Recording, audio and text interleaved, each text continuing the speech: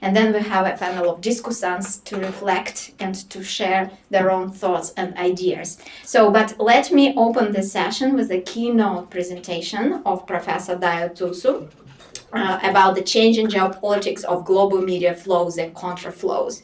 So I have been following Professor Daya Thussu's work for many years, and I think he's a pioneer and scholar in this global media communication, looking at contraflows that started to emerge on the global level, to conquer this imperial, domination of certain media powers. And I think it's very meaningful for me to host his keynote here. So Daya Thussu, a professor of international communication at Hong Kong Baptist University and a senior research fellow at the Institute for Commonwealth Studies, University of London. He's the president of the International Association for Media and Communication Research, and you might know that the next conference of this association is coming to Singapore in July. So Professor Daya Thussu will be here, even though he couldn't join us today. Maybe it's an opportunity for you to see him here in Singapore next time. So he was for many years professor of international communications at the University of Westminster in London, and he's the author of or editor of around 20 books, including International Communication, Continuity and Change, and most recently, Changing Geopolitics of Global Communications. So he's the founder and managing editor of the Sage journal Global Media Communications since 2009, and he has been a series editor for two Routledge book series, Internationalizing Media Studies and Routledge Advances Internationalizing Media Studies. And one of these book series, I hope, will be a platform for our research outputs, but I will talk about it a little bit later. So, Professor, you hear me well? You're with us? Yes, thank you. Okay, Yeah. So the floor is yours. You can start sharing your presentation, and we are happy to have you with us today. Thank you. So before I start, I wanted to thank Natalia for a fantastic event that you've organized, and apologize for not being there in person. I was planning to visit, but for some technical reasons I couldn't. So I missed all the fun this morning. I'm sure it was a fantastic morning. I've been, as was mentioned in the introduction, researching and writing about this emergence of media from the peripheries, if you like, of the media globe. Something which has increased tremendously in recent years, and I think the Korean wave is a very prominent example of that change. I'm not going to be talking about the Korean wave a lot, because I'm sure that everybody else has been speaking about it at some length from different perspectives. I want to put this phenomena in a broader context of media flows and contraflows. A bit of history, I think, is also important to make sense of what's happening now and what's likely to happen. So I'll go back a little bit, and two very interesting books. The Media Are American. This was a book published by Professor Jeremy Tunstall, who unfortunately passed away earlier this year. He was a professor at City University in London, and wrote this book way back in 1977, published in 1977. Very different world, Cold War world. And he argued that the global media are really American media, with Britain, as a junior partner. 30 years later, Professor Tunstall wrote another book. This time he called it The Media Were American. And he declared that US media has declined. Of course, this was before the age of social media, even satellite television, cable television was relatively limited in its scope and reach. And what he essentially argued in this book was that major population countries, Indonesia, China, India, Brazil, and lots of Europe, but actually Russia, Japan, they were watching their own media. Much of what they were consuming was their own media. Although whatever foreign media they were consuming, a large proportion of that was US based. And again, I don't need to go into detail why that is the case, except to say that the US domination both of the hardware and software of global media and communication is very well documented. I've done it most recently in the book on geopolitics. Entertainment is also a very, very significant part of that. Part of US soft power, if you like. It has been mentioned by no less a person than Joseph Nye that he talks about from Harvard to Hollywood, this whole range of attributes, soft power resources, if you like, which give US that extraordinary advantage over other countries. So if you look at Hollywood as a phenomenon, because we are talking essentially about entertainment, Korean Wave is not in the news media, it is in the entertainment world. And if you're looking at global entertainment, Hollywood remains the most powerful player even today. And therefore a very important component of American soft power. It's also important to understand the connection between the State Department, US government, and entertainment industries. Again, a lot of stuff has been written about it. It fully backed the expansion of American cinema, first to Europe after the First World War, and subsequently to around the world.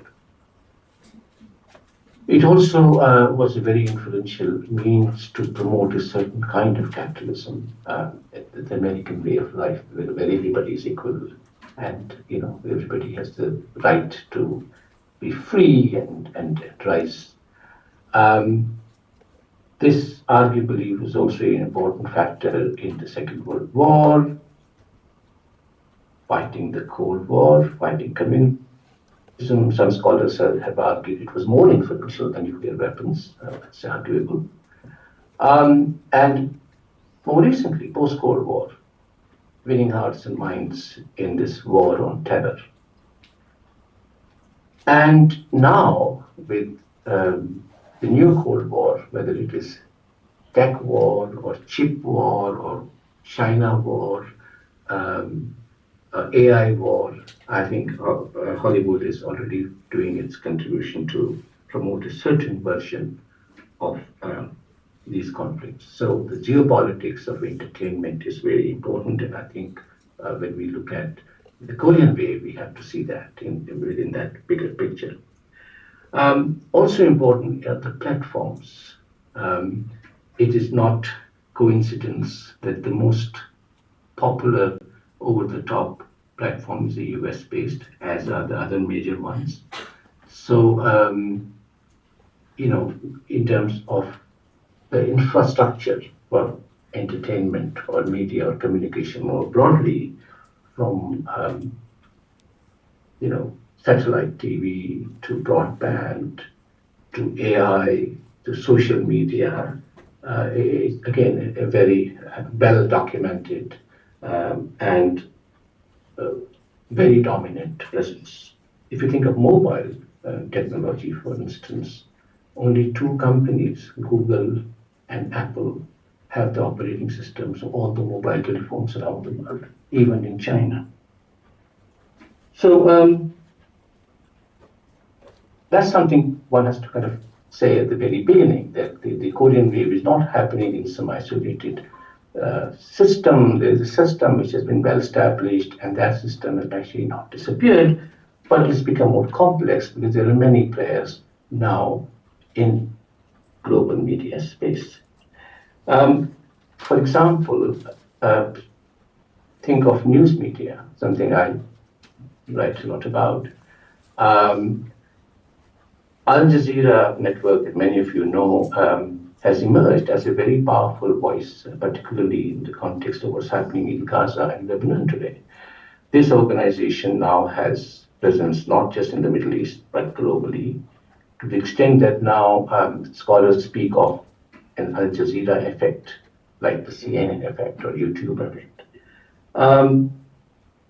Similarly, if we think of Russia, think of RT, which has become again a very important voice, providing a different perspective on global affairs, and now increasingly, which is banned in Europe and the US, increasingly looking at the global south. And there's a recent campaign they ran, like last month, which focuses on Africa, and what it does is very interesting. It is talking about a colonialism and neocolonialism that exists and thwarts the growth of Africa.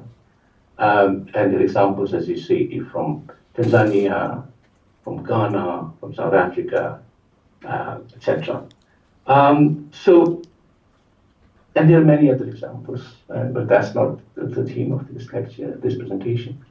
And relatively speaking, in news media, they might be very influential, but their audiences are very limited. Therefore, entertainment becomes much more important. And again, there's a very long history of entertainment emerging outside the dominant centers. For example, my own country has been exporting films as India since 1930s, when it was a British colony. And these films are globally circulated. For instance, in Russia, these are concomitant films. In Arab world, Egypt, and more recently in China. And of course, this was a very different world. And what has happened in terms of this emerging content from non-Western centers of media power is that the volume and the velocity and the value has increased tremendously. That is particularly the case in relation to what's happening in East Asia.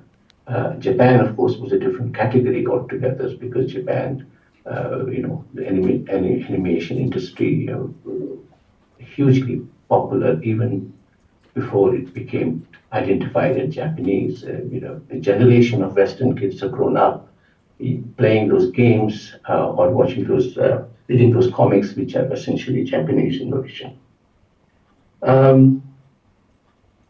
So I maybe nearly 20 years ago, I think 2006, so 18 years ago, I published a book which was called Media on the Move, Global Flows and Contra-flows.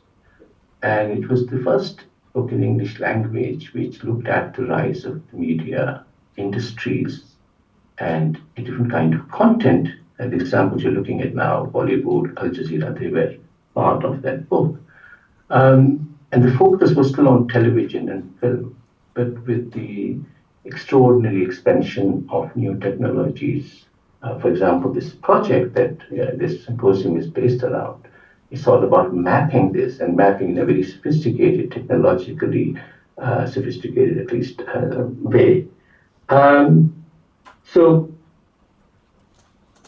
this one example of there is an earlier history of content emerging from outside the world, very distinct content. It's not like you can't say it's a Hollywood, it's a very distinct kind of cinema. Similarly, you have other cases. Latin America, for instance, the telenovelas coming from Mexico, Brazil, Argentina, and this one from Colombia, The Ugly Betty, which circulates around the world and is adapted in different languages. But also worth remembering that it becomes a global phenomena only after it becomes Ugly Betty and is screened in the United States. And because it's there on the major network, it becomes a global figure and phenomenon. So Latin presence, especially telenovelas, and these were circulating across the world not only just the Spanish-speaking countries, but also were popular in parts of China or Russia or Turkey, etc., and Africa, in fact.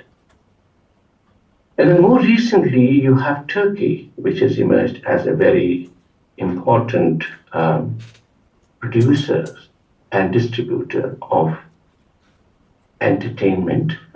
Again, soap operas based in historical context, and some of these have done extremely well, to the extent that now Turkey is one of the top 5 exporters of entertainment in the world.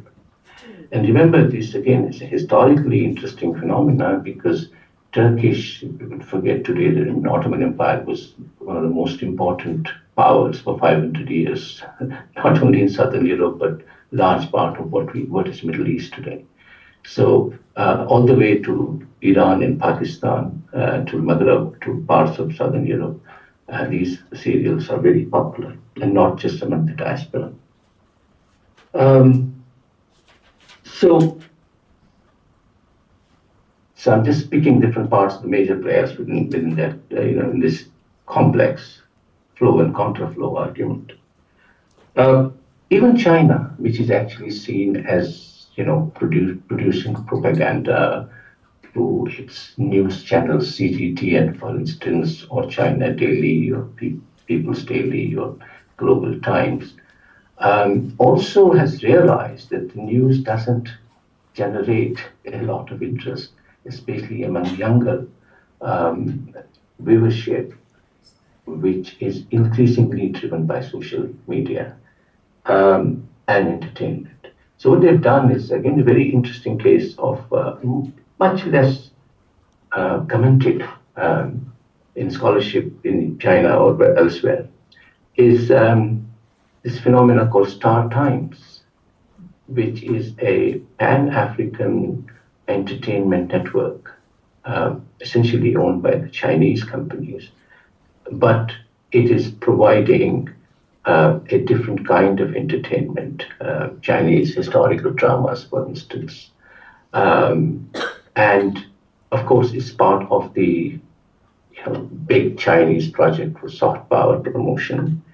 And it's received, there are not very many studies, except a former master's student of mine. Now she's teaching in China. She's published, that's what PhD, she's just published a book about Chinese television. So the picture is complex. I mean, I could also mention, Russian animation, which is fantastically good, and it circulates around the world. I mentioned RT, but in entertainment also there is that presence, and there are other players. But what makes Korean case so special? As I said at the very beginning, I don't want to go into more detail because we've been discussing it, I suppose, threadbare in morning, and we'll do it later after my session. But it is a phenomena which is incredibly interesting, because if you think about really big success stories, so 2012 you had this phenomena, first 1 billion views on YouTube, and then it is sort of replicated, cannibalized, around the world. Different versions of it emerge, and it makes a huge presence in social media.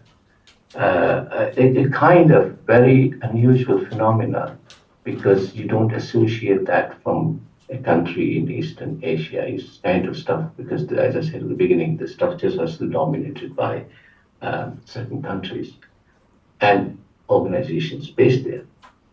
Or more recently, Squid Game. I have to say I haven't watched it to my sorrow. I haven't used the sorrow, but to my limitations.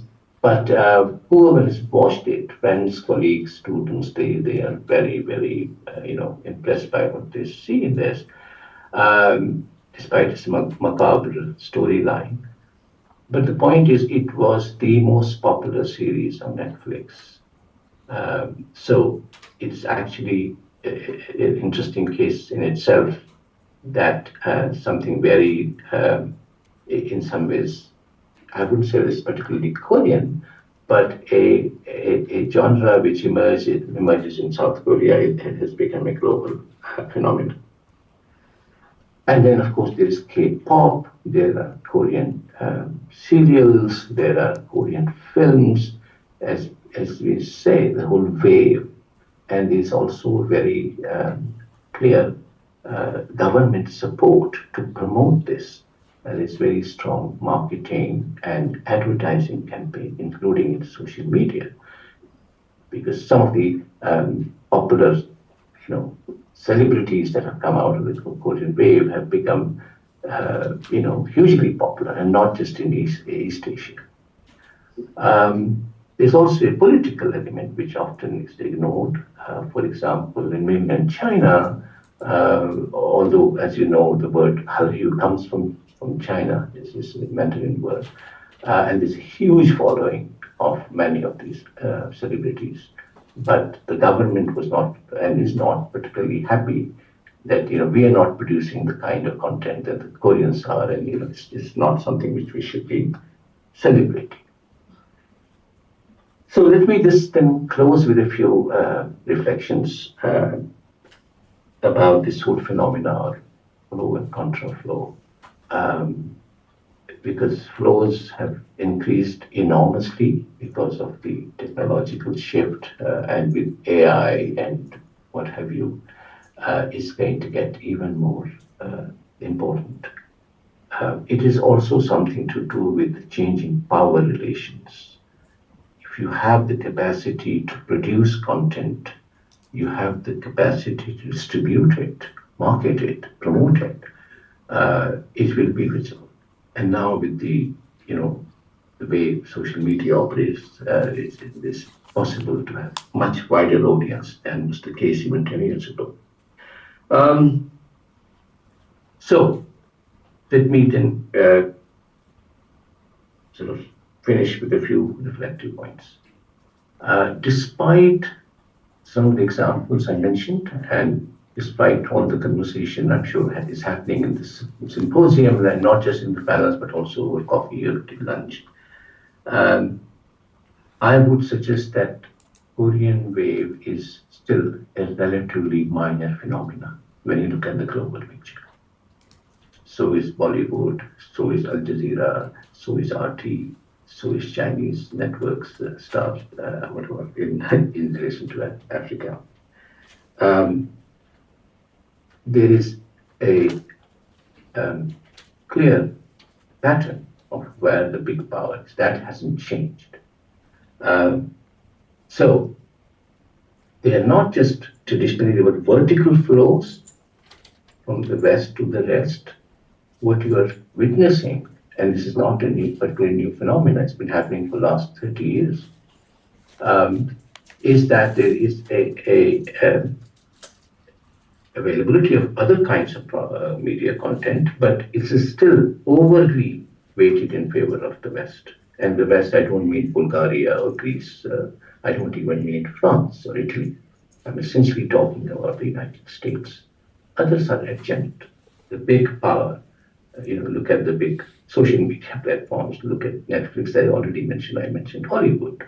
That's well established, and that's not going to go anywhere anytime soon. But there's also the case that new transborder networks are appearing in this age of digital communication. Horizontal communication is increasing. So, for instance, just think of China's Belt and Road Initiative, which includes 150 countries, and digitization is a central component of that expansion.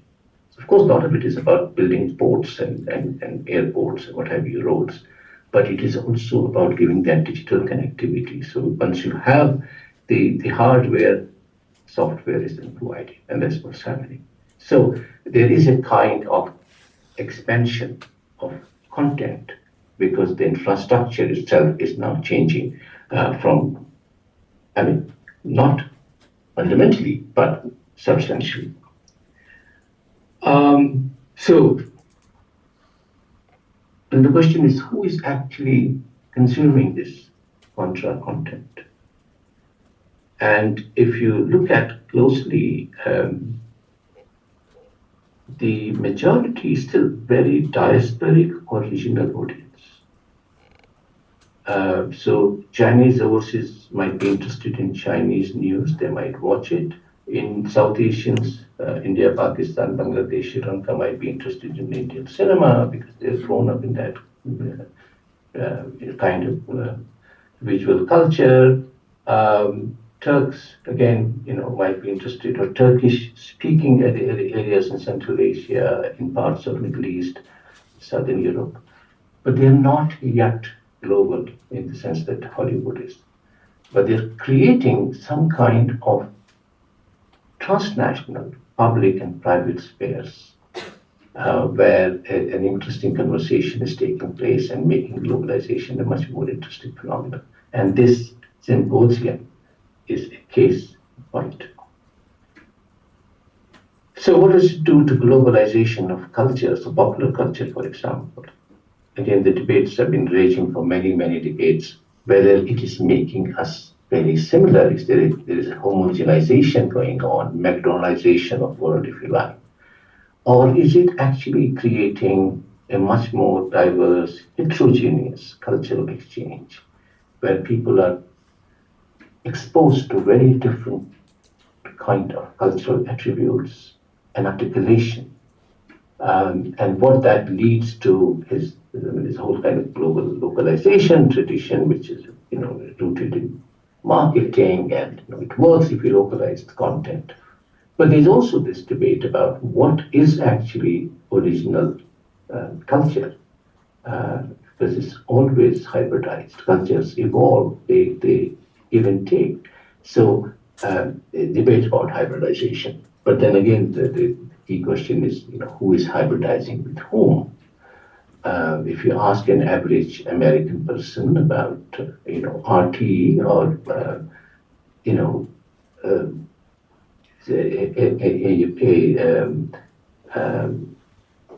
famous Turkish soap opera, they would not be able to name it because still marginal. So hybridization is taking place in the sense that the models, the marketing models, the technology is being hybridized. Even language is being hybridized. Even genres are being hybridized, but it's mostly happening at the receiving end, not so much in the center so far. Except if you, what I would describe tokenisms. And my final provocation is the whole notion of contra. How contra is contraflow. So if you think about the whole industry structure, they're operating in very similar systems, right? It is about markets, it's about promotion, it's about selling a product, making it accessible and palatable by different groups of people. So one could argue, what is particularly Korean about Korean entertainment? How is it distinct from Chinese or Indian or African or Japanese? So I think you could argue that actually is another version of clever marketing to promote something which looks different to the global audience. That is not to undermine the quality of some of the, as mentioned, some of the cases I mentioned, but whether it is necessarily contra, you could say RT is contra because that's a political question. It is a television news network which is fighting its own propaganda battle against the West, or more specifically the US. And there's a whole range of propaganda, political propaganda and entertainment, which I am not touching in this presentation. I'm talking about the mainstream entertainment. And I think there is very important to keep that in mind, that maybe it's not necessarily contra, it's rather complementary. And on that thought, I will stop. I want to thank you again for giving me this opportunity. I'm happy to take any questions or comments you might have.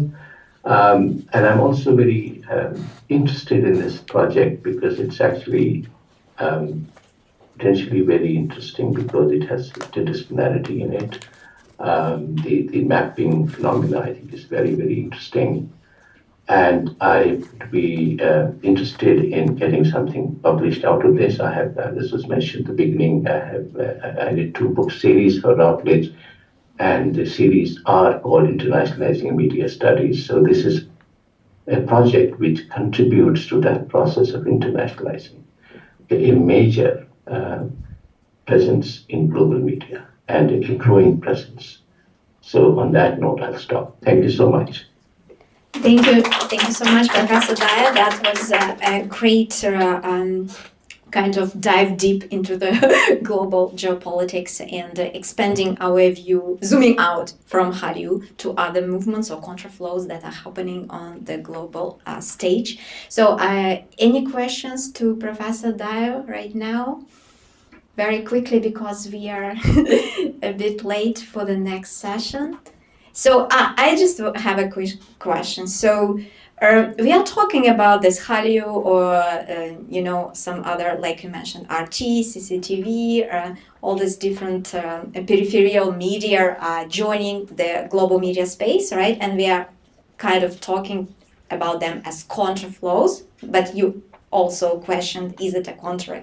But I my and you presented this global picture in a bit negative way. So like I was thinking, oh, I have a more positive perspective. I'm just feeling like we are moving away from this homogenizing world into more heterogeneous picture on the global media space.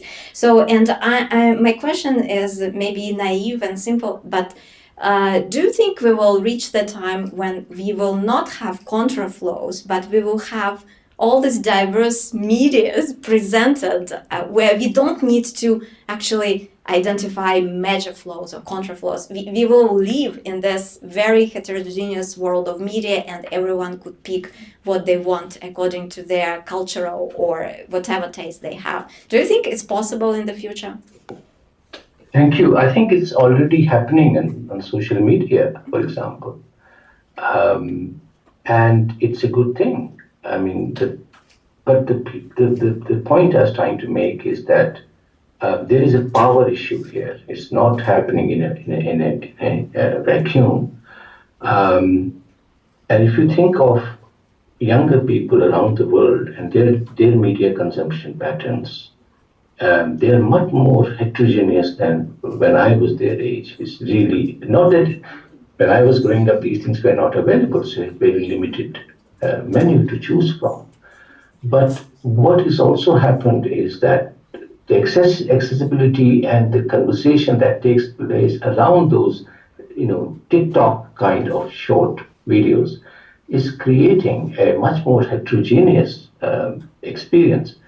But the problem is that it remains still at an early stages, because if you look at data, whether it's on, the examples I mentioned in my talk, they are still marginal in comparison to a big Hollywood film, which makes a huge presence across the world.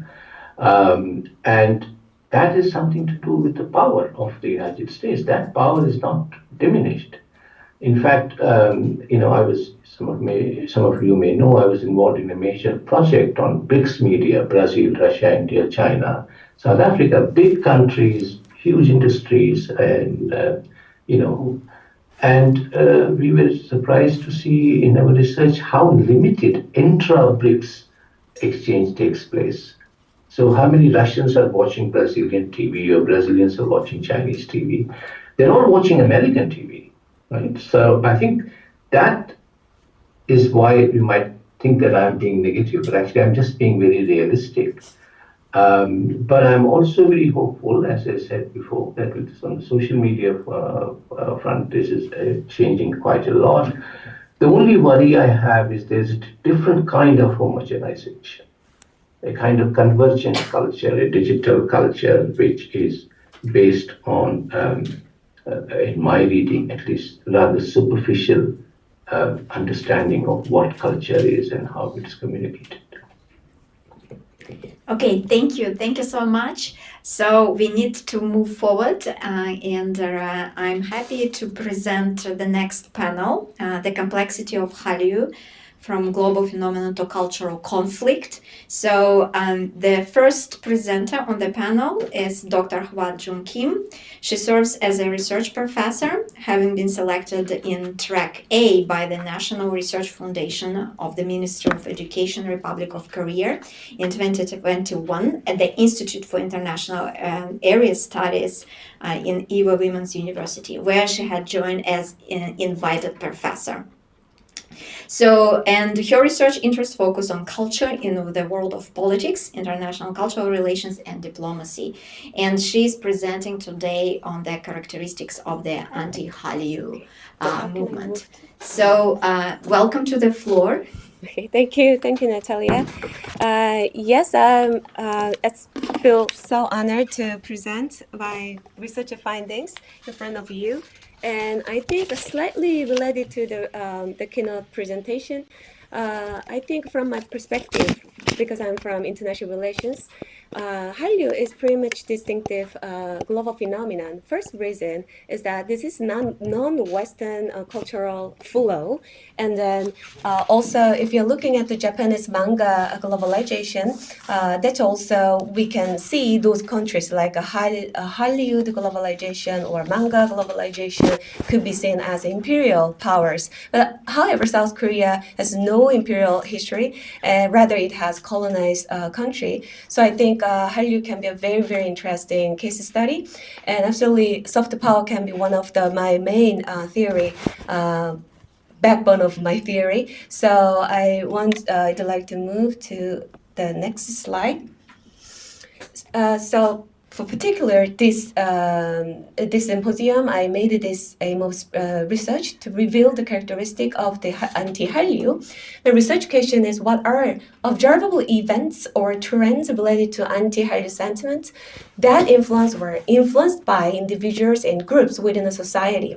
Before this research, actually, I did lots of qualitative research on anti-Hallyu, but I was not really able to find good trend, negative trend, or some relative some data. But thanks to Natalia's data to power, I was able to see all these events or the trend. So that's what I'm going to talk about.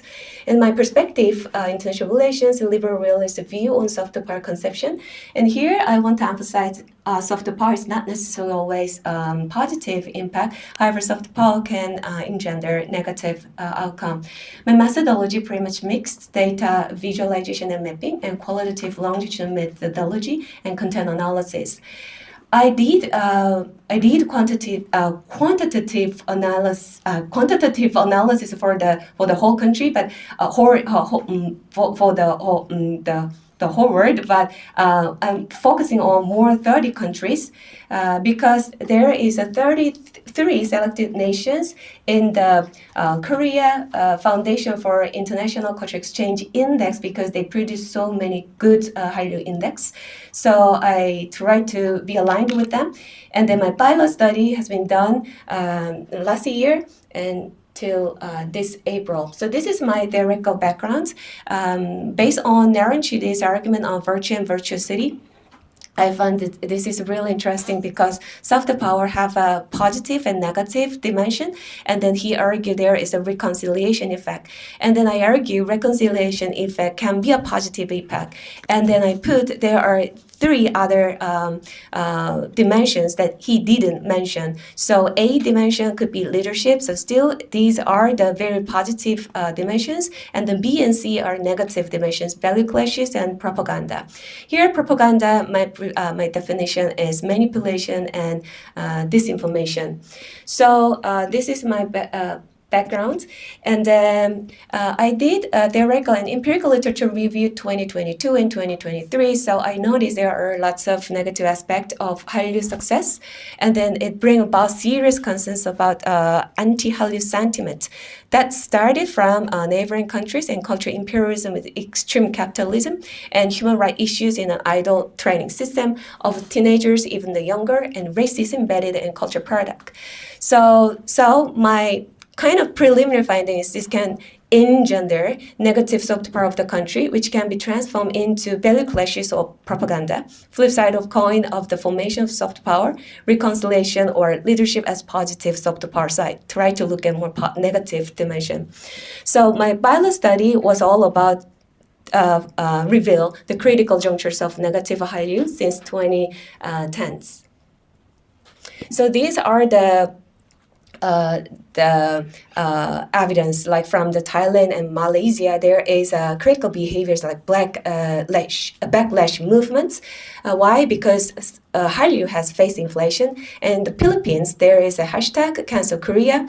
And then even the Senator Jigoni Astarada suggestion of ban Korean dramas because they need to protect their own culture industry. Why? Because there are many racial discrimination of Hallyu cultural product. And in Vietnam, it says K-pop as a cultural imperialism. And then in Bangladesh, definitely there's a huge movement of the BTS haters. And then I found that there are real physical violence while they're fighting each other. And then in India, Korean-based Indian YouTuber Raj, he is a real influencer, and then he just, why are Indians getting banned in South Korea? So he raised this kind of huge polarized opinions, or like very critical aspect of South Korean society. So basically, it's all about the discrimination based on looks, language, and region. In Japan, Jaito Kukai, I think you probably know very well about this. So American Willaboo is a J culture obsessiveness. So far-right hate groups against Koreans, they can be the main reasons of leading the anti-Hallyu movement in Japan. So these are the images. You can't stand Korean entertainment without also standing up against anti-Asian racism. New York Times podcast Under Fire for racist and xenophobic comments about BTS, like that. It's really, this is how they see the Hallyu product. So after all these bio studies, I was able to define what anti-Hallyu is.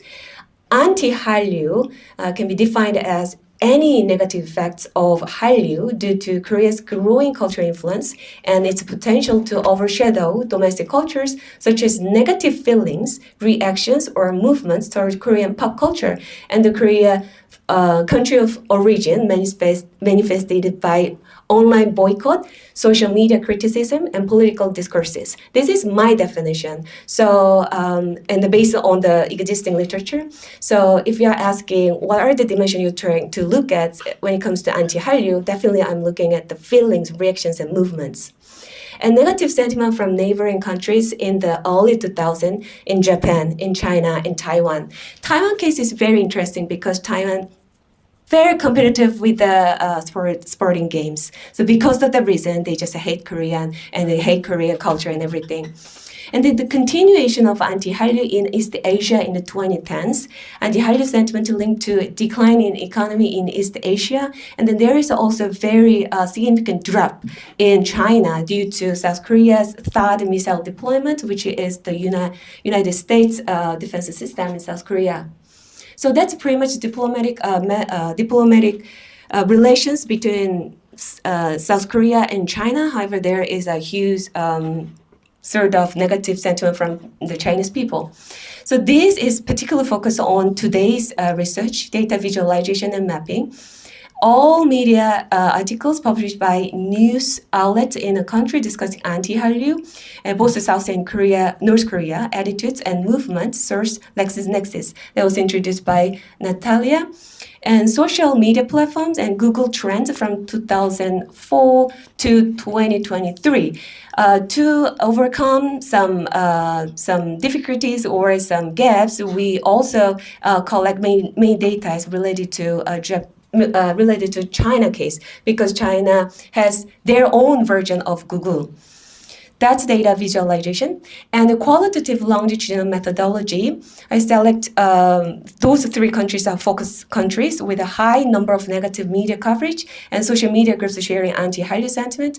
And then I did content analysis, media coverage or comments on social media of each country. So if you're exploring our the mapping, then go to the anti-Hallyu layer. And then if you click the pin of a certain country, then you will see the story of a specific country. That's what I did as a the content did for this content analysis to fill the gap.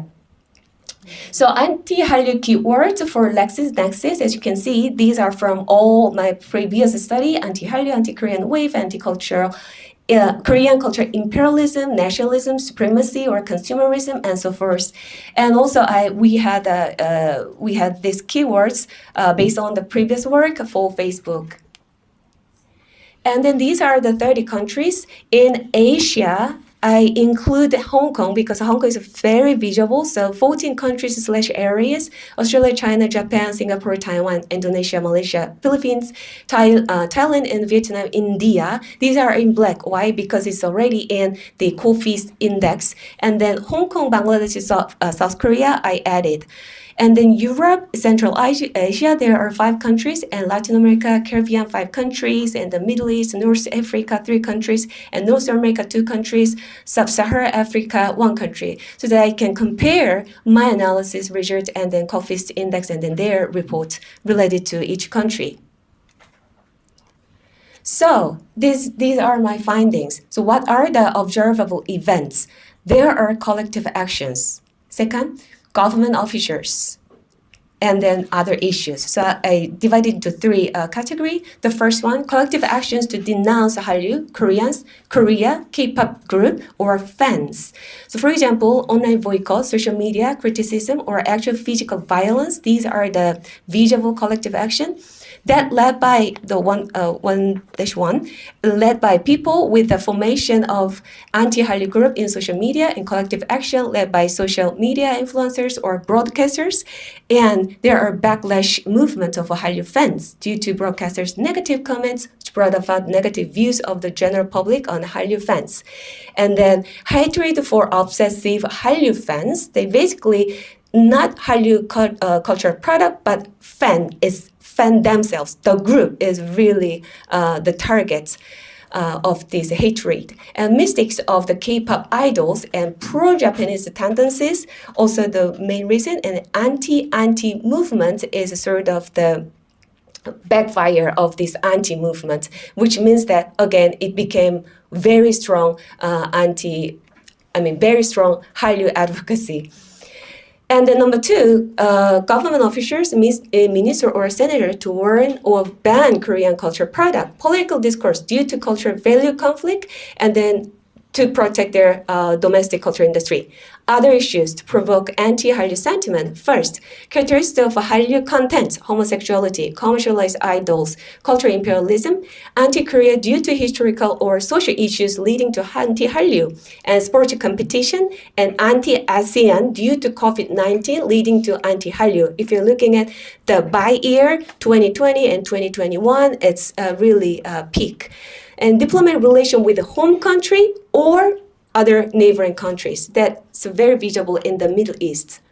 The last, observable trends in the 2000, anti-Hallyu observed in the US, South Korea, Japan, China, UK, Canada, Australia. They are showing very high degree of anti-Hallyu sentiment. And since the 2010s, anti-Hallyu widely spread in a geographically South Asia, Thailand, Philippines, Vietnam, Malaysia, Indonesia, India, Singapore. And since 2012, 2019, Anti-Hallyu even wider in the South America and Middle East, Colombia, Brazil, and Mexico. And then also we found anti-BTS movement is really prominent. Started in the US in 2020 and has widely spread since 2021. The US, UK, France, Germany, Mexico, Canada, South Africa, India, Thailand, Vietnam, Philippines, and Bangladesh, Malaysia, Australia. In the Asian context, so these are the main characteristics. Hallyu seen as culture invasion or culture imperialism, and Hallyu fans as too obsessive, and government officials' action, anti-Korea, historical and social issues also the main reason. In the European context, anti-Hallyu associated with excessive commercialized product. In the Middle East and African context, anti-Hallyu facilitated by diplomatic relations or sports competition or cultural value clash. In the Latin America and Caribbean context, COVID-19 anti-ASEAN affecting anti-Hallyu. So probably you can imagine that if it's far from South Korea, there's another factors coming in. And in the North American context, hatred for Hallyu fans, COVID-19 anti-Asian or pro-Japanese found as driving factors. This is the very last slide. So, what are the characteristics of anti-Hallyu? Negative feeling, reaction, movement toward Korean popular culture, including mostly K-pop recently, and then very much focus on BTS. And Hallyu fans have influenced collective actions through online boycott, social media criticism, actual physical violence, or political discourse. Anti-Hallyu sentiment have been influenced by multifaceted causes such as anti-Korea, COVID-19 anti-Asia, diplomatic relations, sports competition, social issues, etc. And number 3, concerns related to cultural value conflict, overshadowing domestic culture, and cultural imperialism found in the Asian context, particularly those countries with colonial experiences. And the anti-Hallyu sentiment has been widely spread over time with critical junctures in early 2000, 2010s, 2009, onwards. And the recent trends of anti-BTS exacerbate the anti-Hallyu sentiment since 2020. So there are theoretical implications of positive and negative soft power, the role of digital platforms and digital publics and digital collective actions. And number 2, cyber-sensualism. And then number 3, affected identity. Basically, they are very powerful tool to understand those fans' movement. And then foreign policy window for negative soft power of South Korea probably is good for the South Korean government agencies. Definitely public diplomacy comes first, such as two-way cross-cultural communication, relationship building must be considered. Second, mutual respect and mutual understanding. And number 3, not taking Hallyu as national promotion. Then Hallyu can be a short life. So this is my conclusion. Thank you. Thank you. Let me invite the next speaker to the floor. So we have with us Dr. Youngaah Ko. So she will be talking about the Korean wave and public policy, examining states' role in transnational cultural phenomena. So Dr. Youngaah Ko is an assistant professor of arts management and arts entrepreneurship at Miami University. Her research encompasses arts policy and advocacy, undergraduate arts management education, diversity, equity, and inclusion in the arts, and community-based arts. And prior to her career in higher education, Youngaah worked with the Korean National Commission for UNESCO, where she engaged in the design and implementation of international cultural policy and coordinated multiple international cooperation projects with countries in Asia Pacific. And she began her career as a journalist with Korean Herald, right? Yes, my first career. Professional career. Does it work? Testing. This is, oh. You can use this too. Okay.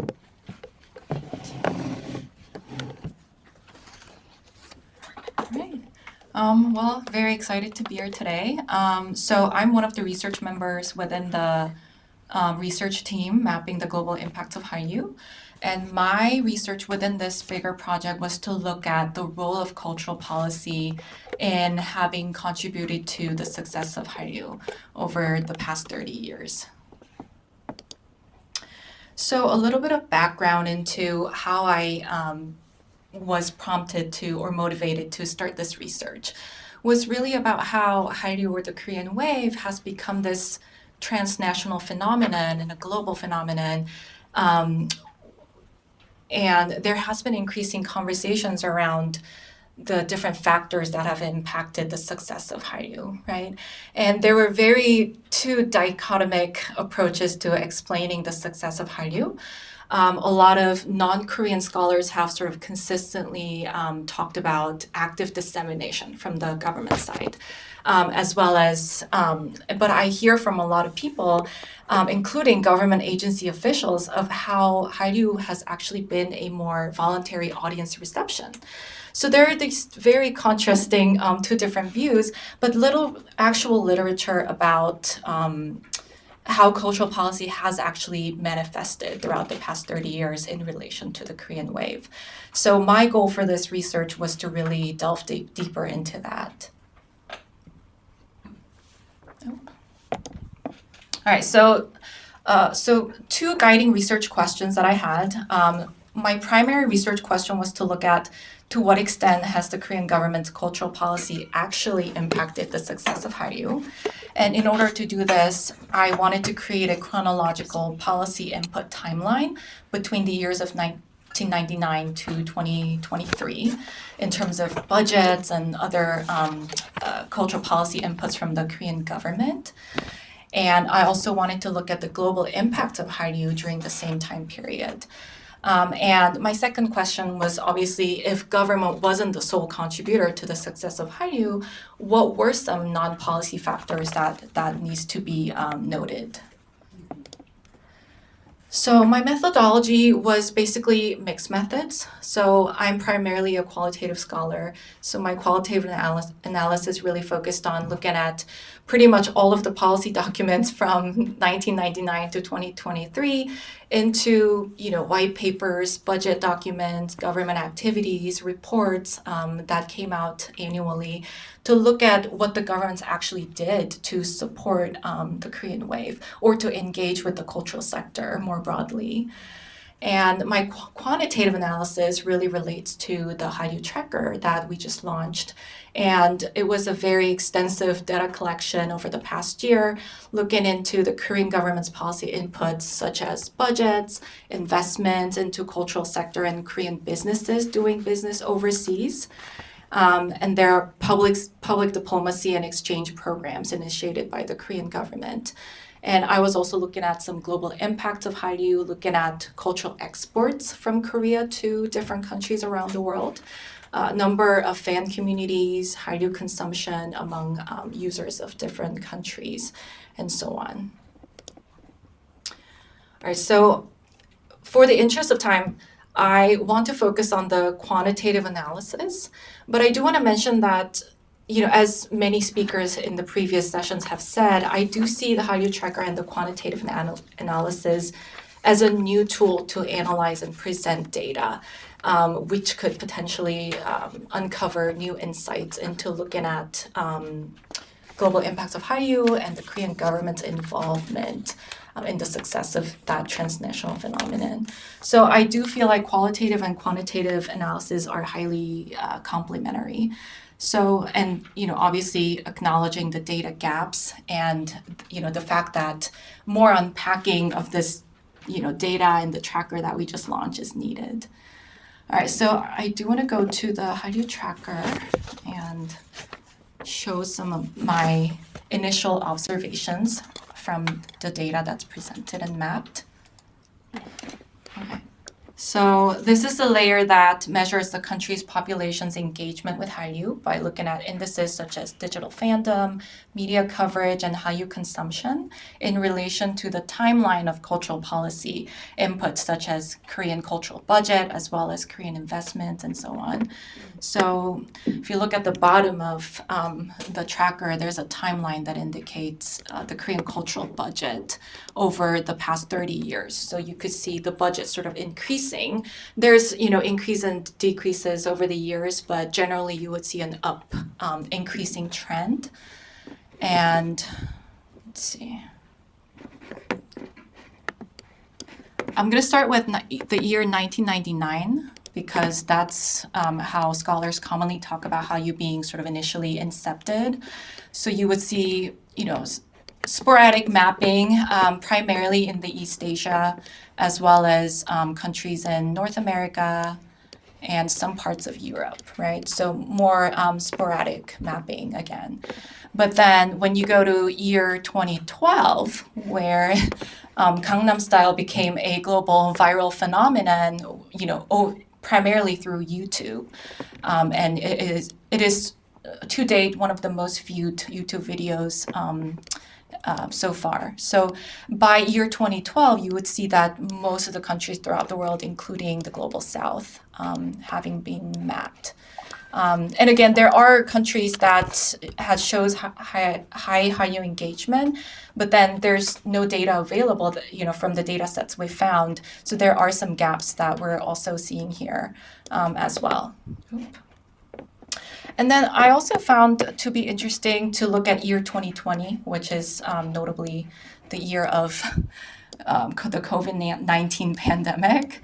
But I want to focus on how, so I'm going to change the timeline bar at the bottom to the Korean tourist impacts. So if you look at tourist impacts, did it change? No. You would see a huge dip in tourism. And so I'm talking about inbound tourists into Korea during the year of 2020 and then onwards. But then in terms of Hallyu engagement, you actually would see brighter colors in terms of engagement, primarily driven by digital consumption of Hallyu, right? So the physical travel has decreased, but apparently more people are engaging digitally with Hallyu content, including, Netflix, YouTube, and all these social media. So that was a very sort of initial observations of the Hallyu engagement layer. I do want to show the local target appeal layer as well. So this layer measures the combined effort of the Korean entertainment industry, so this is industry and government, to promote Korean culture and products by localization strategies, cultural exchange programs, and educational initiatives. So within this layer, let's say,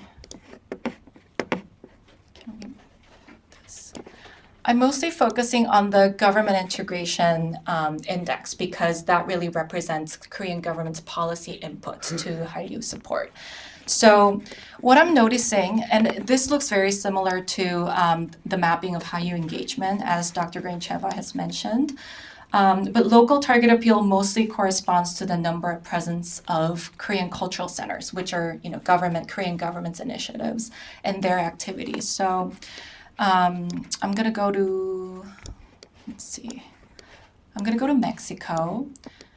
So, and I'm going to change the timeline to the Korean investment, which means this is Korean government's investment into Korean businesses that are doing activities overseas, so outside of Korea. So, and this is obviously more, less timeline data as far as the number of years go. But if you look at Mexico, for example, so Mexico's Korean Cultural Center was established in 2011. So right before that, year 2010, there's no data mapped. But then with the establishment of Korean cultural centers, you would see that there are increasing engagements happening if you look at the bar over at the top right. So by year 2023, Mexican cultural centers were putting together about 62 events throughout the year, which is a big number. Same goes for countries like South Africa, which from a close colleague of mine, I'm hearing a lot about how Hallyu has been really sort of been up and coming in that country and through a lot of local engagement, especially through Korean cultural centers. So for South Africa, the Korean Cultural Center was actually established in 2022. So that's when actually the mapping starts. The year before that, you would see either no mapping or little information. But then by year 2022 and 23, you would see more mapping and more activities through Korean cultural centers that are happening.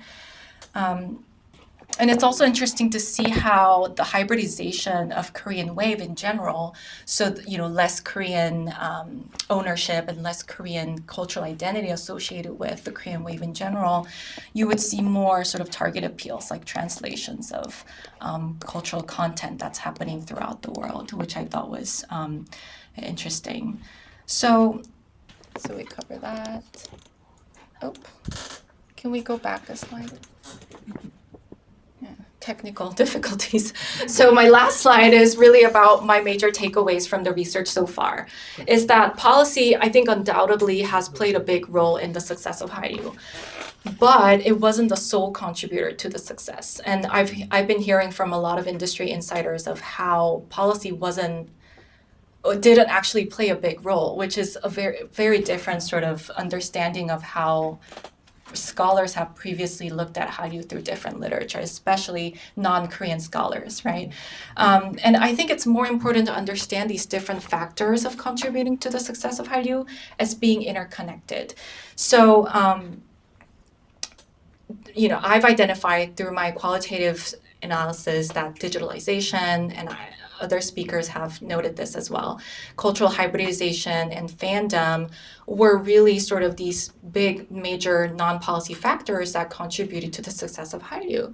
But one can argue that digitalization has also been the Korean government's top policy agenda ever since 2000 started. So, it's a fine line between distinguishing between what was the government's role and what was the industry and the, things that sort of coincided, the non-policy factors between the government actions as well as non-government initiatives.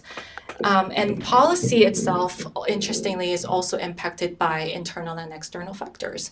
So every time an administration changes, whenever we have a new president in Korea, their approaches to cultural policy differ significantly from one another. Some presidents and administrations have directly engage with culture, which sometimes have resulted in censorship, which is a negative impact, right?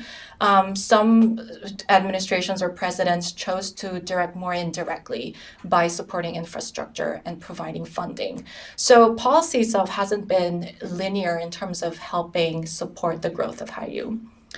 And policy is obviously also impacted by external factors, right? Like the Korea-China political relationships. The Chinese government adopted a cultural ban on Korean cultural products in 2016 because of a U.S. missile deployment in one of Korea's U.S. army bases. And, most recently what happened in Korea, the internal political situation. It impacts the policy landscape when it comes to cultural sector. So these are some of my very initial observations of the Hallyu tracker, but my future research, I really want to focus on further unpacking the mapping results as well as, for new insights as well as finding gaps and correlations between the qualitative and quantitative side of my research. So that's all from me. Thank you. Thank you so much, Youngaah, for your interesting presentation, interesting questions raised. So let me introduce the final speaker on this panel. So Yoon Lee, she's a doctoral student in sociology at the University of Chicago with a broad interest in sociological and political implications of the development state in Asia. Her empirical research covers a wide spectrum ranging from the rise of populist leaders in Asia to the rise of South Korea popular culture. And her previous work has been appeared in many journals, and she's currently working on several research projects that qualitatively examine the production and consumption of K-pop in South Korea and the United States. So Yoon Lee will be presenting mapping K-pop concerts, spatially situating K-pop consumption. I would like to specifically, thank Yoon Lee for contribution into this project, because the work she has done with mapping K-pop concerts going back to 3 decades is really amazing, and I have no idea how she has done it in so short time, but the data she collected is really it's tremendous. So thank you so much. Yeah. Thank you, Natalia, for that wonderful introduction. And the short answer is, I didn't sleep. So, so you see the results today. Okay, so thank you, Natalia, and all the organizers for putting this together and having me today. It's a great honor. And today I'll be introducing my project, Mapping K-pop Concerts, and sharing some initial results and implications, as well as current and future steps as the project is still in progress. Then without further ado, let me first talk about why I decided to focus on K-pop concerts. So according to the 2024 Korea Culture and Tourism Institute's report in 2023, overseas K-pop concerts brought in a revenue of $424.6 million US dollars, accounting for 47.5% of Korea's entire overseas revenue. And in addition to serving as key sources of industry revenue, K-pop concerts are also symbolically significant events that help strengthen fan-artist relationships. So while works like Seogyeong Kim's K-pop Live have examined the notion of liveness in K-pop through ethnographic work, scholarship has yet to fully examine K-pop concerts as a crucial material pillar of Hallyu. And in my opinion, focusing on K-pop concerts as research objects allows us to examine both K-pop production and consumption as embedded in urban cultural infrastructures, concert tourism, changing visions and aspirations of the K-pop industry, as well as ties to key players in the global live entertainment industry. So I'm thinking, like Live Nation, as well as live music or broader cultural policies. And there's so much more factors you can think about. And here I want to be very clear about what I mean by K-pop and concerts. So a few words on the project scope and data. So I'm using the term K-pop here to refer to music performed by idols that debuted after going through the trainee system at a K-pop or Korean entertainment company, 기획사.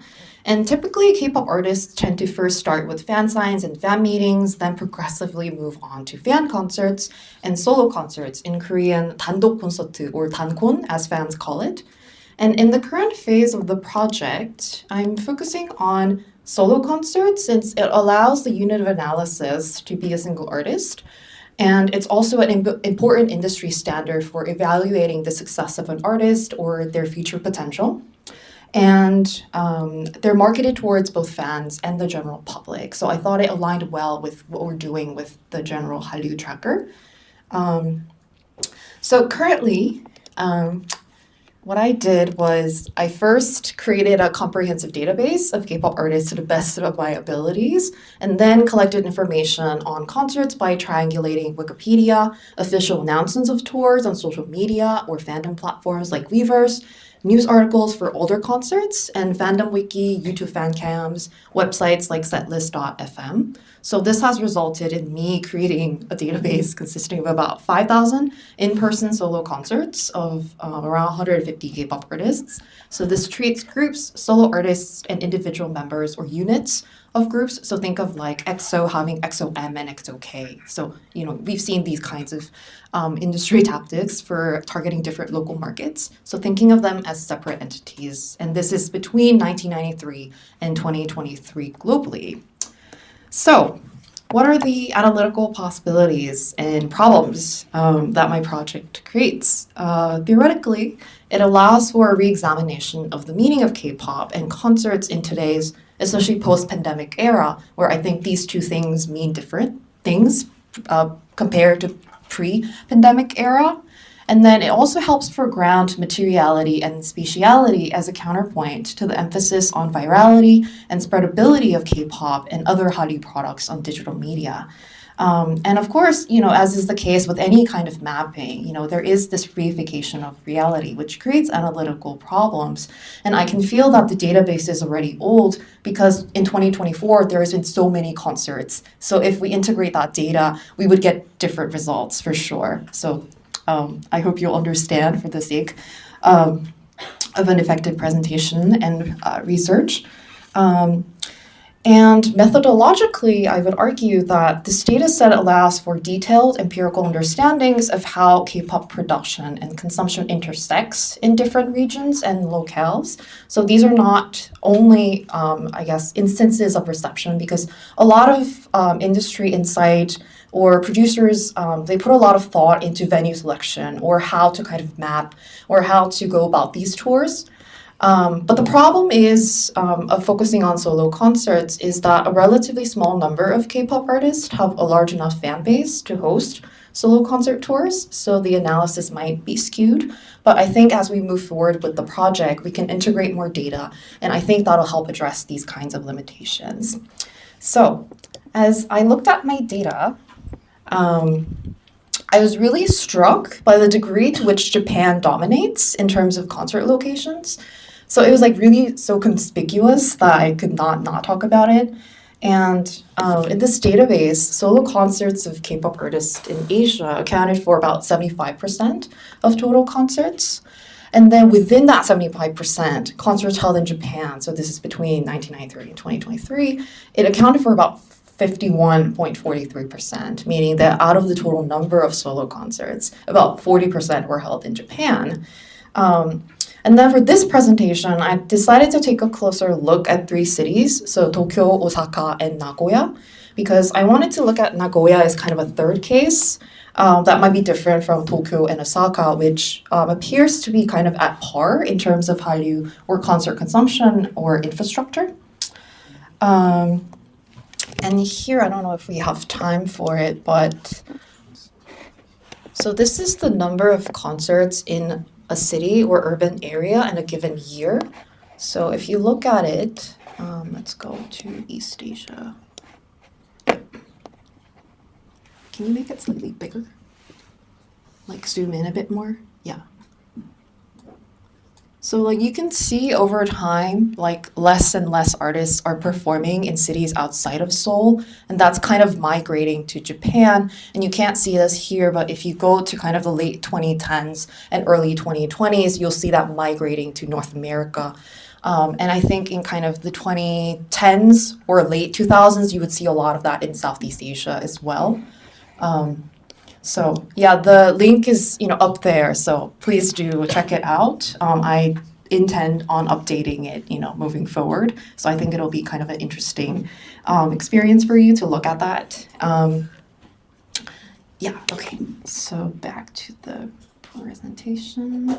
So what I did with the data is to also look at the sort of metadata for the venues. So I came up with a list of some of the most frequently visited venues by K-pop artists in these 3 cities. And I was again really struck by the robustness of concert infrastructure in Japan in general. So, these 3 cities are not the only ones that have this kind of robust infrastructure. So like you see a very similar pattern across Tokyo, Osaka, and Nagoya. So you have like, a couple hundred seats to domes, and also there's stadiums, and K-pop artists have now started to kind of do tours or do concerts at stadiums that can accommodate up to like 70,000 people. So we're definitely seeing, I think, that increase in consumption.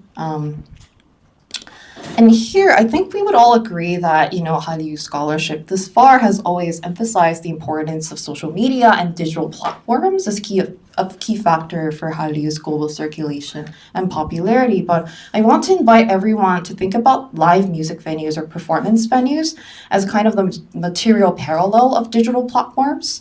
And here I wanted to invoke the case of FC Live, which is a small business founded by Korean businessman Jung-min Lee. And it helps K-pop idols enter the Japanese market by supporting their online, offline promotion or release of Japanese albums.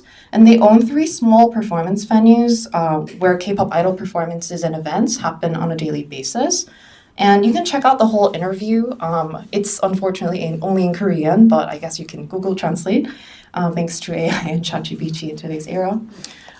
So in the interview, he talks about how, there are sort of plans moving forward. And what's really interesting is kind of towards the latter half, you see him talking about trying to build a true K-pop performance venue in Tokyo, invoking the case of ZEP, which is a subsidiary of Sony Music. And they have multiple 3,000 person venues for live music performances all around Japan.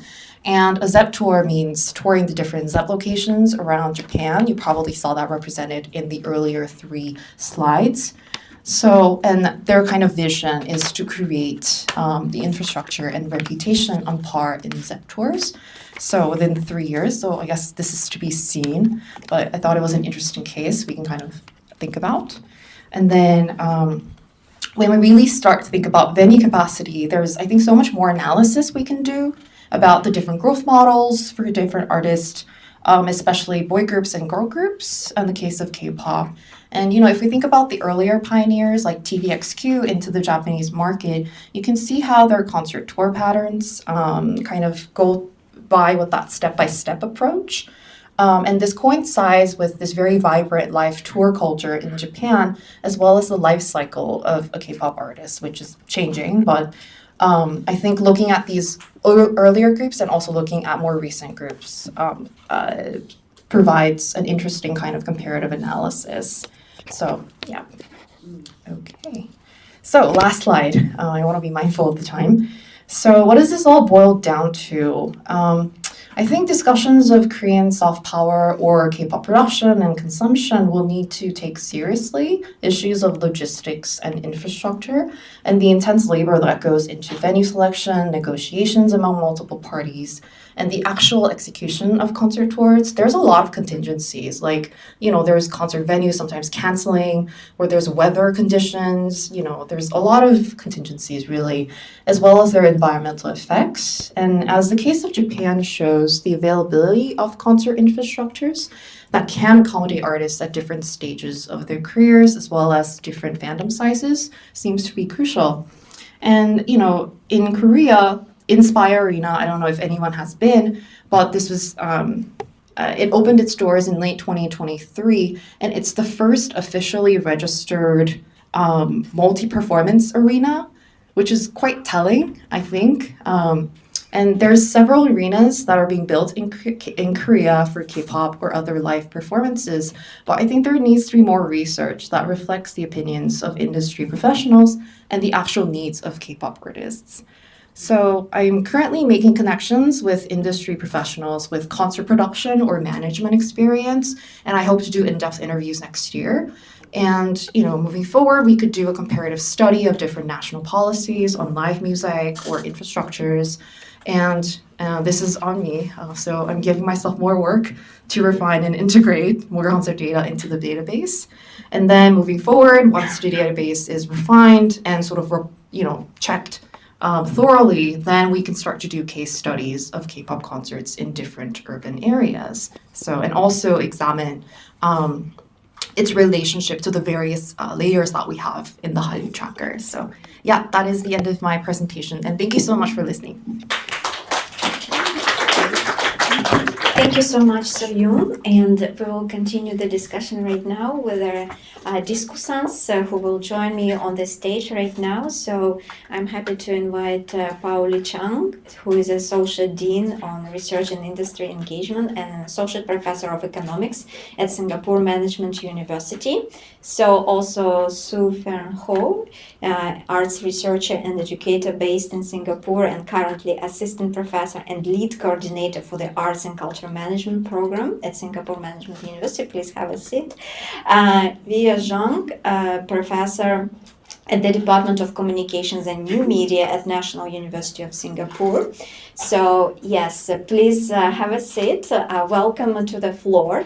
And I guess this is the discussion panel to hear back your perspectives, your new thoughts, critical angle to what you've heard today, and to continue this discussion maybe with new questions or new provocations that could be added to the discussion. So, Pauli, do you want to start? All right. Thanks very much for the opportunity.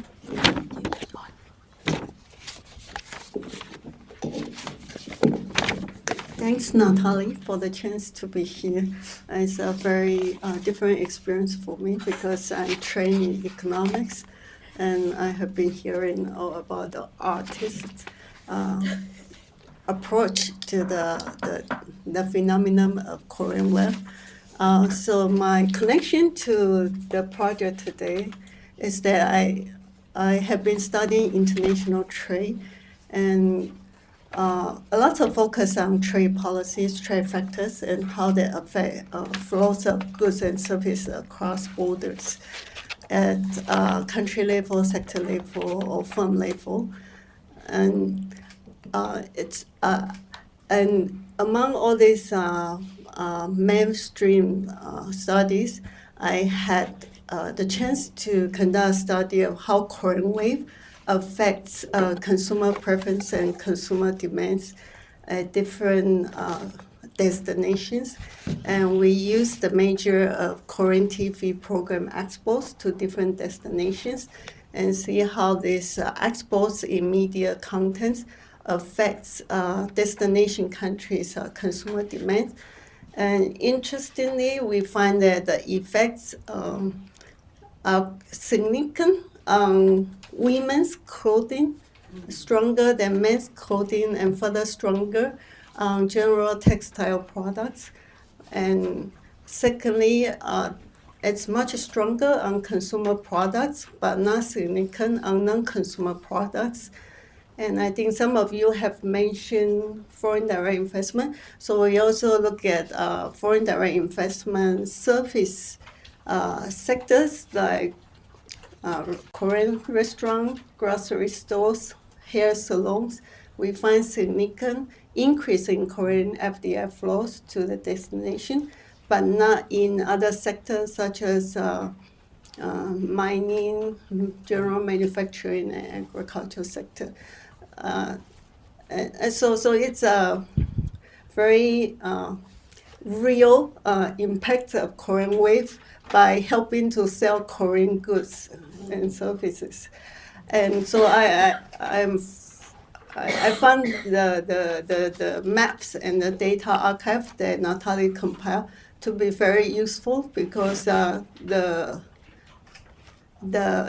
measures of impact that we had was just TV program, and you have mentioned K-pop and films as well. So this will provide a more comprehensive measures of Korean wave reach in assessing the potential economic impacts on goods exports of Korea. Yeah, this is very interesting. And I think there was another question. Did we cover other cosmetics products or anything like that?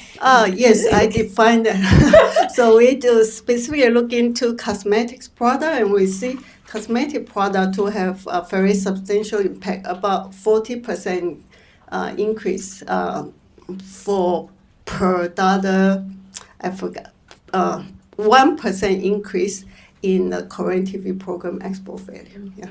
That's quite sad.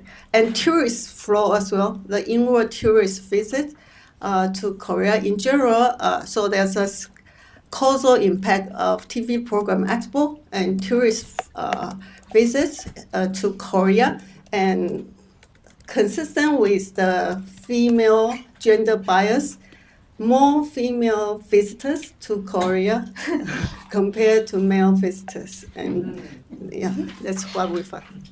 Yeah, this is so interesting. Okay, so Sufer, would you like to continue? Yeah, thank you.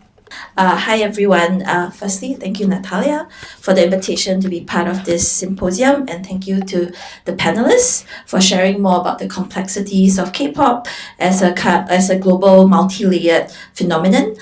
Each presentation for me has really enhanced the geomapping of the tracker by providing more rich nuances to the data and enabling us to better understanding the implications of the spatial footprints of the Korean wave and how they in fact affect individual cases and countries as well. Just to contextualize my response, I am not a scholar or researcher on the Korean wave, and hence I will be approaching this more from a cultural policy and also an urban creative economist perspective and what I've learned from this and the key takeaways. So personally, because I'm not not a researcher in this particular field, I've learned a lot from each presentation, and in particular, I think there is much value in their research, not just in terms of advancing research on popular culture, but especially in terms of contributing to the existing literature on cultural production. Because I think while providing a useful kind of data visualization, the tracker might remain limited in offering meaningful nuances and deeper narratives without the research of the three presenters in the panel earlier. And here I also recall and note the questions for the first panel and the launch, during the launch of the tracker earlier, the questions about, the deeper meanings and the deeper narratives. And in particular, each of the presentations for me highlight the importance of paying attention to the intricate conditions of cultural production and the need for research that is able to critically analyze cultural production from a more global production network perspective. Such an approach is perhaps more common in economic development literature, but less so within the studies of cultural and creative industries. But there is existing research, especially in terms of a value chain kind of approach, but they most remain at a national and a local kind of context, especially within the Southeast Asian context. So the tracker allows us to see cultural production really at a kind of global kind of scale. And I think the presentations and the tracker then allow me to call for more studies that take a more global production network approach. And this call is also comes from a personal frustration at the concept of culture being used too widely, where it's generally used as a way of defining a non-economic context, which actually, the presentations show otherwise. And also culture is often also thought about as a way of deploying kind of instrumental cultural policy, but of course then the presentations also show otherwise. And in particular, I think the panel and the symposium at large will show that culture plays a role in its own right, especially when considering culture in terms of comprising of value-creating ecologies of multiple intersecting global production networks. I will highlight three big picture ways in which the presentations in this panel show this. Firstly, they show the global expansion of cultural production today and how cultural production comprises multi-layered collective action comprising multiple heterogeneous sites and sets of actors from policymakers to fans and anti-fans. And here they build then on existing sociological approaches to the field of cultural production. So they build on previous existing older work such as Howard Becker's concept of the art world or Pierre Bourdieu's concept of field, which aim at embedding the process of cultural production and creation into a more broader kind of societal setting and at going beyond just the identification of culture as coming from individual creativity and an individual genius. Here, the presentations show the importance of understanding cultural production as comprising distinct value-adding stages which can unfold differently in different locations and which involve different sets of actors. Here, I think I'm reminded of the second presentation that showed that Korean policy was not the sole contributor to the success of the Korean wave. Each presentation shows also the creative economy in active action, whether in terms of organization. So here we see the need to understand cultural production as an ecology, where we need to understand the role of different actors and different variables in affecting cultural production and consumption, including infrastructure like performance venues. Each presentation also shows the creative economy in operation. So here we can understand cultural production as consisting of overlapping kind of networks and cross-border engagement. And here we also understand cultural economy in operation in terms of market size kind of estimates as well. Each presentation also provides deep insight into the processes of cultural production, so such as the significance and signification of effective consumption and cultural engagement, as well as massive kind of market uncertainty. So for instance, I was surprised at the lack of K-pop concerts in Bangkok in 2023, despite the country's availability of performance venues. In fact, more venues than some of the other countries met. So, and this kind of then differs across the years, hence market uncertainty. Secondly, the presentations together help us to understand the different values of the creative economy and further affirm the need to find better ways of capturing these different values and to help help us to better and further unlock a wealth of spatial and social cultural insights, be it the existing kind of dualisms between culture and economy, the need to understand cultural value from differing perspectives and differing dimensions, whether from economic value to social value and experiential value, and even how value can be negatively impacted by collective events as shown on the first presentation. And also the need to capture not just short-term immediate value, but also long-term value and spillover benefits, hence the kind of chronological timeline of the tracker. Thirdly and lastly, the presentations highlight the importance of understanding cultural production as an embedded process where the operations of cultural production are very much contingent on their embeddedness in a particular society, place, and social network, where differences in their embeddedness affect the actions, the likelihood of occurrences, and the manner in which they unfold and their consequences. So here, I think through the tracker and the presentations, we see 3 levels of embeddedness: territorial embeddedness, where we see the influence of the local context of locations to which the Korean wave travels to and through the responses of the local users and fans. Here we also see societal embeddedness, where we understand the influence of institutional context, as well as the differing interests of differing levels of stakeholders of cultural production from national to global. And here we also see network embeddedness, where we better understand the linkages between different stakeholders and the functional and societal social connectivity of those relationships. So overall, together, the case studies today, thank you to the presenters, present a very rich picture of the rich mechanisms behind cultural production and how cultural production are sustained by interrelated linkages, in particular linkages that interconnect spatial footprints, governance structures, levels of embeddedness, and different experiential practices of effective consumption. I think here also lastly, the panel highlights the need for more nuanced data systems that combine both quantitative and qualitative matrices that can help us to better understand cultural production and its impact on policy, tourism, and sector development. And I hope that this symposium and also systems like this can help us to deepen our understanding and commitment to the benefits of deeper and more developed users of big data and being able to share and compare data as well, particularly in terms of broadening and deepening the potential evidence base for informing future policy. And not just in terms of just one data system and using just one data system, but hopefully inspiring more people to come up with different forms of data systems. And here, I think if I were to pose a reflective question based on the presentations, it would be, how can we then read all the mappings that the tracker has presented, not just in terms of the reach of the Korean wave, but also in terms of how it has made visible the unequal power relations and the inequities of cultural production, such as the infrastructures resulting in uneven distribution and consumption, and also in considering what remains invisible despite the mapping. So for instance, here I recall the third presentation of K-pop concerts, which actually reminds us of the intensity of creative labor, which I think the tracker has not managed to fully kind of capture. Thank you. Thank you so much, Sufern, for so detailed feedback. So very impressive contribution to that discussion. So, and let me invite right now, Hello. Thank you, Natalia.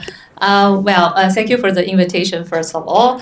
I was actually brought into, I guess, this conversation because in 2016, I wrote a book on fandom publics in China, Chinese internet, right? So, during that book writing experience, I did come across with some interesting facts and events or incidents related particularly to the first presentation, right? Professor Kim talked about anti-Hallyu sentiments and activities all around the world, right? So during my research, actually, I did notice several such incidents that happened in China during the 2010s, right? One of the both 2000s and 2010s. Let me give you an example of a 2008 so-called online crusades against fans of a Korean popular group called TVXQ that was mentioned in the presentation as well during after an incident. But let me unpack that incident a little bit, right? It wasn't really, if you look closer, right, it wasn't really anti-Hallyu kind of action per se, right? So what the other internet users on the internet, in Chinese internet were mad about, were angry against, wasn't the group itself per se. It was more about how their fans, when their fandom brought certain kind of controversies to the local society, right? So we were talking about locality, right? Then the local fans, the Chinese fans of these Hallyu groups, and their actions, the way they deal with the situation, actually angered the rest of the internet users and triggered this so-called online crusade against their fan bases in Chinese websites, right? So this particular incident actually made me think about a lot the so-called what is contra in contra-flow, right? Using my friend Daya Thussu's words. What is contra in this contra-flow? I felt maybe in this particular incident, what worried me or concerned me the most was the kind of lack of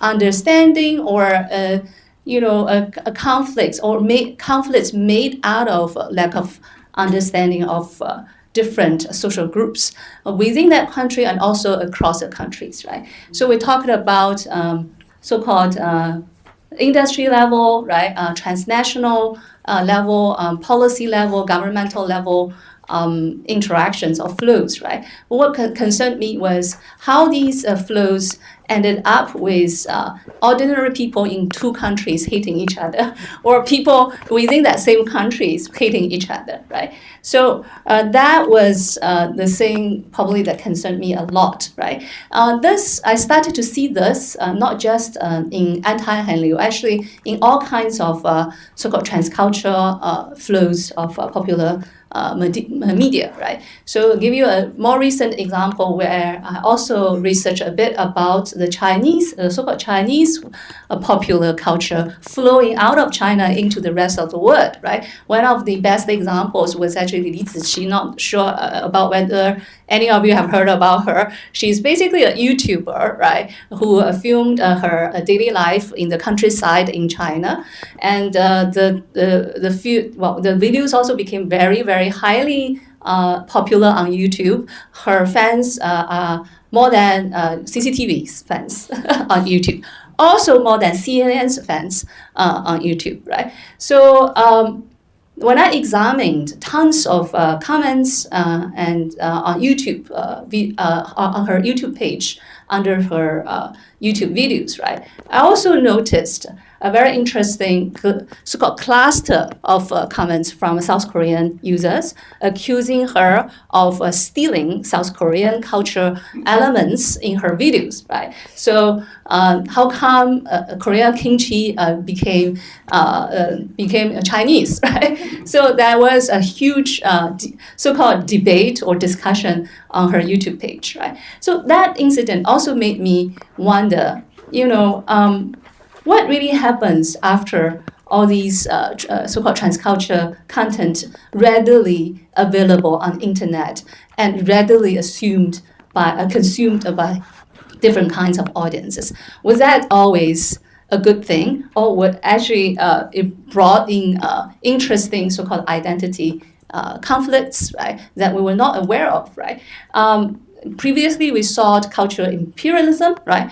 It's something that's between the West and the East. But now we start hearing, Professor Kim actually made the case that we're hearing our Thai neighbors, right? Our Indonesian, Thai neighbors maybe accusing South Korean or Hallyu as cultural imperialism, right? So are we simplifying culture of imperialism, using the discourse in a way that's not its original meaning, right? And how all of these so-called accusations against each other actually ended up with problematic consequences on the ordinary users themselves. That's something really concerned me, right? And at the country level, national investment level, we can continue our policies because it helps with sales of cosmetics products and even fried chicken, right? We also need to think about how these so-called active promotion of these popular culture products without actually addressing these anti-sentiments in the local context may actually bring even more problematic consequences, not just for the economies, but also for the people in that receiving local context, right? So that might be my question to all the three presenters, right? How do you think about Hallyu's so-called success in that perspective? Thank you so much for this really valuable contributions. All three of you made three different points and looked at our research from different perspectives and bring in your own research insights, which is really valuable. We are behind our schedule for 30 minutes. So what we are doing right now is we're collecting more questions on this panel and we move right away to the next panel. But we will have a networking reception at the very end and our panel speakers will be able to answer all your questions. Now, if you have any questions to the panelists, it's right time to answer them. To ask them, just to ask, no answering. Okay. So thank you for talking about the cosmetics, and just to make the economists feel better, I just want to ask a question about cultural policy as you've explained it. And in my opinion, and I don't know if you agree, in my opinion, cultural policy doesn't stand on its own. There is a larger political agenda for the country. And I wonder what is it that is motivating Korea to have this kind of execution, and so I'm going to ask the question in the way of like, why is this happening? Why is Hallyu happening?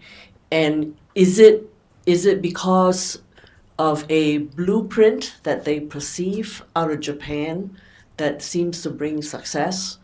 Now, I think Japan's agenda after the war is different. It's trying to prove themselves as good people. There's one thing that should be mentioned is the role of chaebols in Korea. I think, sorry? Yes, chaebols, those big conglomerates, right? Because I think cultural things happen because you got to sell something big, right? And it's for economic reasons. But I also wonder if there is somewhere in there, somebody is thinking about what if South Korea got attacked? Where is the public opinion internationally going to be? Okay, so you compare that to somebody like Myanmar. Myanmar doesn't have Hallyu. And yet when they had problems, Ukraine came and then Myanmar disappeared. So, if I were thinking for Korea in the big picture, right? If this threat of North Korea came, you want international opinion to be right on your side. Hey, listen, their women are really good looking, great skincare products. K-pop was wonderful, love that kimchi. It's like, this is probably a very... So I just want to put that out there to say that cultural policies and these things don't happen because you're trying to be nice people. Okay, thank you. Any other questions? Okay, so 2 minutes to change for the next session.